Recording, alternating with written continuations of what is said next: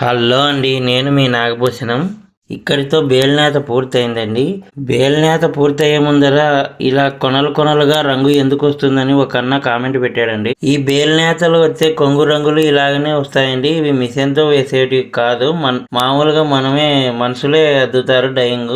ఒక చీర కొలత వచ్చేసి 7 గజాల నేత వరకు వస్తుందండి. అందులో 1 గజం వరకు రైక గుడ్డ వస్తుంది. ఒక చీరకు కలర్లు నిర్ణయించే ముందుగా ఒక చీర 7 గజాల వరకు వస్తుందని చెప్పాను కదండి. అందులో 2 గజాల వరకు రవిక గుడ్డ బేలు నేతలు, అంటే మీ భాషలో చెప్పాలంటే పళ్ళు డిజైన్ నేతలండి.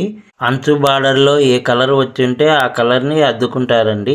7 గజాల చీరలో 2 గజాల దాకా పవిట కొంగుకు రవిక గుడ్డకు పోగా మిగతా 5 గజాల నేతను వేరే రంగులతో అద్దుకం చేసుకుంటారండి. మా చేనేత కార్మికులకు కాస్త సపోర్ట్ చేయండి అబ్బా. మా వీడియోని లైక్ చేయండి, షేర్ చేయండి, కామెంట్ చేయండి. మా ఛానల్ని సబ్స్క్రైబ్ చేసుకోండి.